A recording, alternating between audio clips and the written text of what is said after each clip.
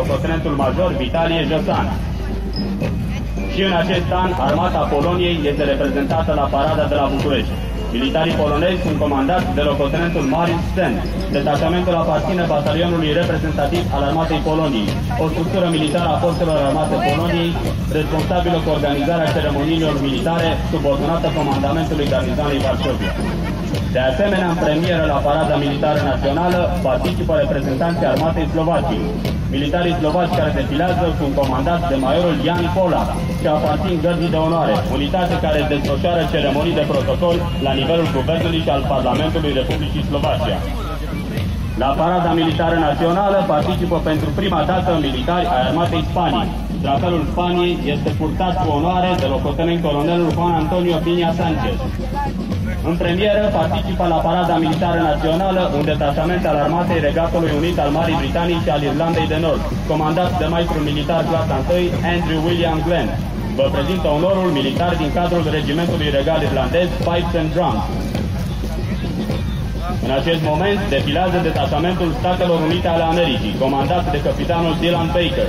Detașamentul este compus din pușcași marini și militari din cadrul Marinei Statelor Unite ale Americii. Intră în piața Arcului de Triunf drapelul de luptă al statului major al forțelor terestre. Locul de defilare al forțelor terestre este condus de colonelul Viorel Brad. Defilează prin fața dumneavoastră detașamentul batalionului 26 Infanterie Neagoe Basarab din Brigada 2 Infanterie Robine, comandat de majorul Daniel Ciulică. Scorpionii roșii, așa cum sunt cunoscuți militarii batalionului 26 Infanterie, sunt echipați în uniformă de decet. Ei au deschis în anul 2002 seria participării batalionelor românești în teatrul de operații din Afganistan. Următorul bloc de parade este reprezentat de un detașament de parașutiști din batalionul 495 Infanterie, capitan Ștefan Șover, comandat de majorul Cosmin Anton. Parada continuă cu defilarea militarilor detașamentului de vânători de munte aparținând batalionului 30 vânători de munte Dragoslavele din Brigada 2 vânători de munte Sarmi de Gesuța. Detașamentul vânătorilor de munte este comandat de majorul Bocani. Anul acesta, apărătorii creselor carpatine au sărbătorit 100 de ani de la înființarea primei structuri de vânători de munte din Armata României. Detașamentul care defilează prin fața tribunei oficiale este constituit din militarii batalionului 280 Infanterie Mecanizată, capitan Walter Mărăcineanu, structura afirmată și pusă la dispoziția NATO. Comandantul acestuia este locotenentul Ciprian Gusule. Unitate reprezentativă a Armatei României, batalionul 280 Infanterie Mecanizată a luat ființă în anul 1995. Parada continuă cu defilarea militarilor aparținând batalionului 812 Infanterie Bistrița, din Brigada 81 Mecanizată General Grigore Bălan. Șoimii Carpaților, cum sunt denumiți militarii bistrițeni, sunt comandați de capitanul Ștefani Strată. Defilează acum militarii batalionului 96 Geniu, comandați de locotenentul Laurențiu Culea. Participanții geniștilor români în teatrele de operații a devenit o constantă după aderarea României la Parteneriatul pentru Pace și la Alianța Nord-Atlantică. Geniștii sunt urmați de un detașament din Brigada de Informații Militare Mareșal Alexandru Averescu, comandat de locotenent colonelul Mihai Budescu. Militarii brigăzii au fost printre primii militari români participanți la misiuni în teatrele de operații din Irak, Balcanii de Vest și Afganistan. Defilează acum forțele pentru operații speciale. Comandantul blocului de paradă constituit din militari brigăzii 6 operații speciale Mihai Viteazul este locotenent colonelul Florentin Dragomirescu. Militarii din primul bloc de defilare sunt echipați în noua ținută de luptă multiprotectoare a forțelor pentru operații speciale. Al doilea bloc de defilare al brigăzii 6 operații speciale Mihai Viteazul este alcătuit din militari echipați în uniforma de luptă pentru medii de deșert și aride. Defilează în continuare militarii batalionului 265 Poliție Militară Tudor Vladimirescu, comandat de capitanul Radu Cosmin Rujoi Prim. În decursul celor aproape 27 de ani de existență, batalionul 265 Poliție Militară a participat cu subunități de nivel pluton sau companie, precum și cu personal de stat major, la toate misiunile externe majore în care a fost angrenată Armata României. Polițiștilor militari le urmează drapelul de luptă al statului major al forțelor aeriene. Brigada 1 Rachete Sol-Aer are misiunea de a apăra municipiul București și alte obiective importante. Comandantul blocului de paradă este colonelul Ionel Mocanu. Primul detașament este comandat de locotenent colonelul Ștefan Iliescu. La 19 septembrie 2016 s-au împlinit 100 de ani de la prima victorie antiaeriană, materializată în doborârea unui avion inamic. Al doilea detașament al forțelor aeriene române este comandat de locotenent colonelul Lucian Margalin. Arma rachete și artilerie antiaeriană se prezintă la 100 de ani de existență ca o structură dinamică a forțelor aeriene. Defilarea continuă cu blocul de paradă al forțelor navale, care este alcătuit din 3 detașamente, comandate de comandorul Marian Ciobotaru, comandantul fregatei Regina Maria. Primul detașament este alcătuit din soldații profesioniști de la Școala de Aplicație a Forțelor Navale, condus de capitan comandorul Florin Tudorașcu, comandantul navei purtătoare de rachete Zborul. În al doilea detașament al forțelor navale defilează militari din subordinea comandamentului flotei maritime și este condus de capitan comandorul Vasile Lalău, comandantul corvetei Amiral Petre Bărbuneanu. Comandantul flotei planifică și conduce acțiunile de apărare a litoralului și a apelor teritoriale ale României. Infanteriștii marini încheie dispozitivul de defilare al forțelor navale, aflați sub comanda majorului Virgil Popescu.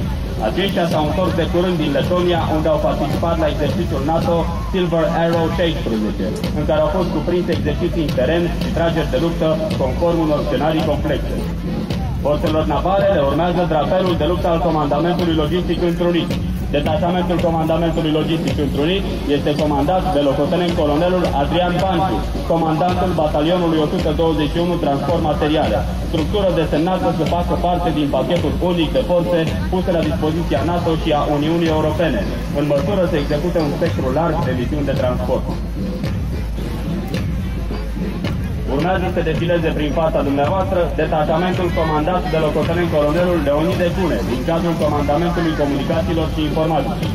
Această instituție reprezintă structura de specialitate a statului major general, care asigură realizarea, exploatarea și mentenanța sistemului de comunicații și informatică necesar armatei României la nivel strategic. Parada continuă cu defilarea instituțiilor de învățământ militar. Primul detașament este cel al Academiei Tehnice Militare, comandat de majorul Ion Iordache.